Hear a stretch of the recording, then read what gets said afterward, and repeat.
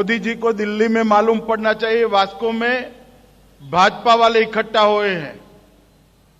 दोनों हाथ खड़े कर उठाकर 2/3 बहुमत के संकल्प के साथ बोलिए, भारत माता की, भारत माता की। तो गोवा का चुनाव दो पार्टियों के बीच में नहीं होना है।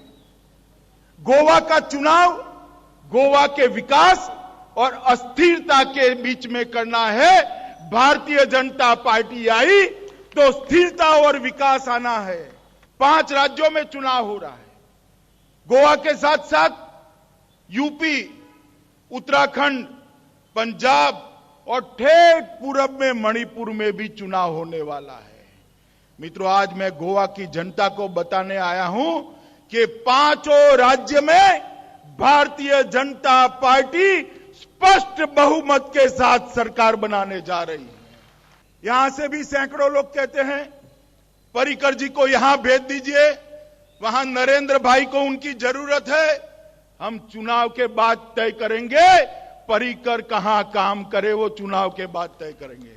मगर मैं एक बात आपको कहना चाहता हूं, पर्रिकर जी कहां पर भी हो, इनका जो लगाव है गोवा के लिए, गोवा की सरकार पर्रिकर जी के नेतृत्व में ही चलने वाली है, वो समझकर गोवावासी निश्चिंत रहे।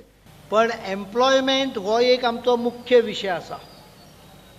येणाऱ्या 5 वर्सां भितर गोंयान भुरगे बेकार उरूंक जायना। गोंयान सगळ्यांक सवाय लायट आसा। हांव चॅलेंज करता कोणाकूय। उदक गोंयान सगळ्यांक सवाय 2.5 रुपया क्युबिक मिटर मेळटा।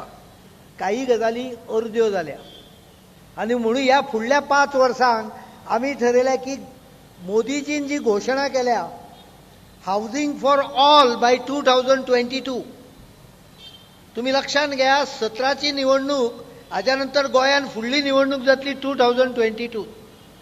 मोदीजीन जी घोशणा केल्या ती गोंयान आमी फुडल्या 5 वर्सांक अंमलान हाडटले।